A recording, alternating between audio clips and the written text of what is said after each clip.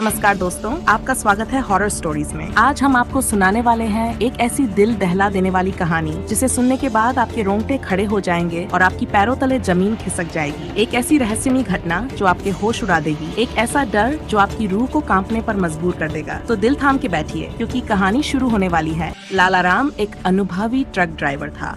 राजस्थान के छोटे से गाँव से निकलकर उसने अपने जीवन के कई साल पहाड़ी और दुर्गम रास्तों पर बिताए थे।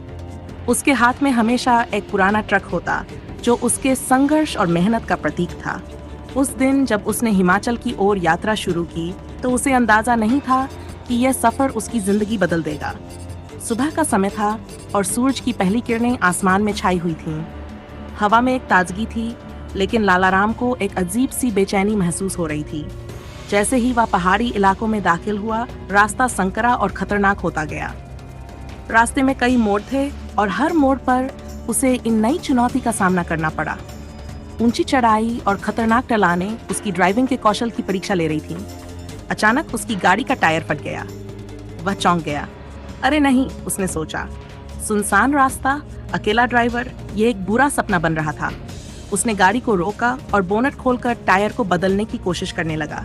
जैसे ही वह काम कर रहा था, उसे दूर से एक आवाज सुनाई दी। एक महिला की आवाज जो उसे पुकार रही थी, मदद करो। वह घबराकर पलटा, लेकिन वहां कोई नहीं था। उसकी धड़कनें तेज होने लगीं। लालाराम ने खुद को समझाया कि यह सब उसका वहम है। वह टायर बदलने में जुटा रहा, लेकिन वह आवाज लगातार उसके कानों में गूंजती रही। आखिरकार उसने टायर बदलकर गाड़ी स्टार्ट की और आगे बढ़ा, लेकिन फिर से उसे वही सफेद साड़ी पहने हुई औरत दिखी। उसकी आंखें बड़ी और डरावनी थीं, जैसे वह उसके भीतर झांक रही हो। लालाराम ने गाड़ी की गति बढ़ाई, लेकिन वह औरत उसके पीछे पीछे चलने लगी। ये क्या है? उसने सोचते हुए ट्रक को तेज चलाने की कोशिश की। अचानक उसकी गाड़ी एक मोड़ पर रुकी और उसकी आंखों के सामने वही औरत खड़ी हो गई। मुझे बचाओ, उसने चिल्लाते हुए कहा। लालाराम ने सोचा कि ये कोई बुरा सपना है, लेकिन ये सच था। जैसे ही वह उसके पास पहुंचा, औरत ने कहा, मेरी आत्मा शांति नहीं पा रही है, मुझे मदद चाहिए। उसकी आवाज में दर्द और पीड़ा थी। लालाराम ने खुद को एक अनजानी स्थिति में पाया। वह जानता था कि यह सब एक भूतिया कहानी का हिस्सा है, लेकिन कुछ तो था जो उसे उस औरत की बात पर विश्वास करने को मजबूर कर रहा था। उस रात जब वह ट्रक में बैठा था, वह सोचने लगा कि उसे क्या करना चाहिए। क्या वो उस औरत की मदद कर सकता है? उसने तय किया कि वह उसे नजरअंदाज नहीं करेगा।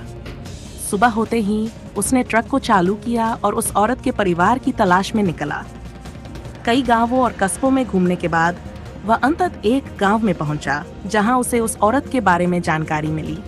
गांव वालों ने बताया कि वह औरत इस रास्ते पर कई साल पहले एक हादसे का शिकार हुई थी। उसकी आत्मा अब भी भटक रही है। लालाराम ने और अधिक जानकारी इकट्ठा की और उसके परिवार के पास पहुंचा। वहां उसे पता चला कि उस औरत के बेटे ने अपनी मां की याद में एक मंदिर बनवाया था। लालाराम ने वहां जाकर प्रार्थना की। उसकी आंखों में आंसू थे और उसने उस औरत की आत्मा को शांति देने का वादा किया।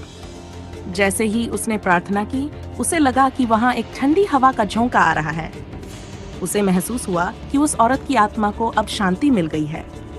लालाराम ने अपनी यात्रा को एक नई दिशा देने का निर्णय लिया। उसकी आंखों में अब डर नहीं था, बल्कि एक नई सीख थी। उसने समझा कि यह सफर केवल एक स्थान से दूसरे स्थान तक पहुंचने का नाम नहीं है, बल्कि यह एक यात्रा है जो कभी खत्म नहीं होती। उस घटना ने उसे हमेशा के लिए बदल दिया। उसने संकल्प किया कि वह उन सभी की मदद करेगा जो आत्मिक शांति की खोज में भटक रहे हैं। लालाराम अब पहाड़ी रास्तों पर केवल एक ट्रक ड्राइवर नहीं था, वह एक ऐसा व्यक्ति था जिसने एक आत्मा की कहानी को समझा और उसे शांति दिलाने की कोशिश की। कुछ समय बाद वह फिर से पहाड़ी रास्तों पर ट्रक चलाने लगा, लेकिन इस बार उसकी सोच में बदलाव आ चुका था। अब वह केवल मीलों का सफर नहीं तय कर रहा था, बल्कि उन कहानियों की खोज में था जो रास्ते में उसे मिलती थीं। एक दिन जब वह एक छोटे से गांव के पास पहुंचा, उसे वहां कुछ अजीब सी हलचल महसूस हुई। गांव में लोगों के बीच एक डर का माहौल था। लालाराम ने गांव वालों से पूछा, क्या हुआ है? गांव की एक महिला ने कहा, हमारे गांव में एक पुरानी हवेली है जहां रात में अजीब आवाजें सुनाई देती हैं। लोग कहते हैं कि वह हवेली भूतिया है। लालाराम की जिज्ञासा बढ़ गई। उसने तय किया कि वह उस हवेली की खोज करेगा। वह अपनी ट्रक छोड़कर हवेली की ओर बढ़ा। हवेली पुरानी और जर्जर थी, लेकिन उसके दरवाजे पर एक भव्यता थी। जैसे ही उसने दरवाजा खोला, एक ठंडी हवा का झोंका उसे भीतर खींच लाया। वहां अंधेरा था और केवल उसके मोबाइल की रोशनी ने उसे मार्गदर्शन किया। वह अंदर गया और अचानक उसे किसी ने पुकारा, यहाँ आओ। लालाराम ने चौंककर पीछे मुड़कर देखा। एक युवक वहां खड़ा था। आप यहाँ क्या कर रहे हैं? युवक ने पूछा। मैं सुनने आया हूँ कि यहाँ अजीब बातें होती हैं, लालाराम ने उत्तर दिया। युवक ने कहा, मैं भी इसी गांव का हूँ। मेरी दादी की आत्मा यहाँ भटक रही है। उन्होंने मुझसे कहा था कि उन्हें यहाँ से निकलने का रास्ता चाहिए। लालाराम ने युवक से कहा, चलो हम उसे शांति देने की कोशिश करते हैं। दोनों ने मिलकर उस हवेली में प्रार्थना की और दादी की आत्मा को बुलाया। जैसे ही उन्होंने प्रार्थना की, अचानक कमरे में एक हल्की सी रोशनी फैल गई। लालाराम ने देखा कि एक वृद्ध महिला की छाया उनके सामने आ रही है। आप लोग मुझे क्यों बुला रहे हैं? महिला ने पूछा। उसकी आवाज में एक दर्द था। लालाराम ने कहा, हम आपको आपकी शांति दिलाने के लिए आए हैं। आपको अपने परिवार के पास लौटने की जरूरत है। महिला ने कहा, मेरे बेटे को मेरी याद आती है, लेकिन मैं यहाँ ट्रैप्ड हूँ। लालाराम ने युवक से कहा, हमें उन्हें याद करना होगा। उन्होंने एक बार फिर प्रार्थना की और जैसे ही वे प्रार्थना कर रहे थे, अचानक महिला की आत्मा में शांति आ गई। धन्यवाद, महिला ने कहा और उसकी छाया धीरे धीरे गायब हो गई। जवान युवक की आंखों में आंसू थे। मैंने अपनी दादी को शांति दिलाई। मैं आपको धन्यवाद देता हूँ। लालाराम ने मुस्कुराते हुए कहा, यह मेरी खुशी है। मैं यहाँ केवल एक यात्रा पर आया था, लेकिन अब ये मेरा कर्तव्य बन गया है। इस घटना ने लालाराम को और प्रेरित किया। वह समझ चुका था कि हर आत्मा की कहानी होती है और उसे उन कहानियों को सुनने और साझा करने की जिम्मेदारी लेनी चाहिए। अब वह हर यात्रा के दौरान उन स्थानों की तलाश में रहता जहां वह भूतिया कहानियां सुन सके। उसने गांवों में रहकर लोगों से बातें की, उनकी कहानियां सुनी और कई आत्माओं को शांति दिलाई। उसकी कहानी धीरे धीरे फैलने लगी। लोग उसे आत्मा का ड्राइवर कहने लगे। हर गांव में लोग उसे अपनी कहानियां सुनाने के लिए बुलाने लगे। एक दिन एक गांव में एक बूढ़े व्यक्ति ने उसे बुलाया। मेरी बेटी की आत्मा यहाँ भटक रही है, क्या आप उसकी मदद कर सकते हैं? लालाराम ने कहा, बिल्कुल, मुझे बताइए क्या हुआ? बूढ़े व्यक्ति ने कहा, वह एक दुर्घटना में गई थी और अब मैं उसे याद करता हूँ। लालाराम ने फिर से प्रार्थना की और उस बेटी की आत्मा को बुलाया। जैसे ही वह प्रार्थना कर रहे थे, एक ठंडी हवा का झोंका आया और वह लड़की वहां प्रकट हुई। मैं यहाँ क्यों आई हूँ? उसने कहा। लालाराम ने कहा, आपके पिता आपको उन्हें आपकी शांति चाहिए। लड़की ने कहा, मैं यहाँ ट्रैप्ड हूँ। लालाराम और बूढ़े व्यक्ति ने मिलकर प्रार्थना की।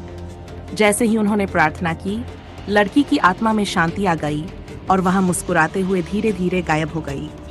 बूढ़े व्यक्ति ने आंसू भरी आंखों से कहा, धन्यवाद, आपने मेरी बेटी को शांति दी। इस तरह लालाराम की यात्रा न केवल उसकी, बल्कि उन सभी आत्माओं की यात्रा बन गई जो अपने परिवारों के पास लौटना चाहती थीं। हर बार जब वह एक नई कहानी सुनता, वह और भी अधिक प्रेरित होता। उसने समझा कि ये जीवन और मृत्यु के बीच का एक अद्भुत रिश्ता है। लालाराम अब केवल एक ड्राइवर नहीं था, वह एक साथी, एक मार्गदर्शक बन गया था। उसकी कहानियां गांवों में गूंजने लगीं और लोगों ने उसे अपने दिलों में जगह दी। और इसी तरह लालाराम की यात्रा जारी रही, एक आत्मा की खोज में एक नई कहानी के साथ। उसकी यात्रा अब केवल भौतिक नहीं थी, बल्कि एक गहरी भावना और सच्चाई से भरी हुई थी। हर मोड़ पर, हर कहानी में वह समझता था कि सभी आत्माएं भटकती हैं, लेकिन केवल कुछ को ही शांति मिलती है, और वह लालाराम उनकी मदद करने के लिए हमेशा तैयार था।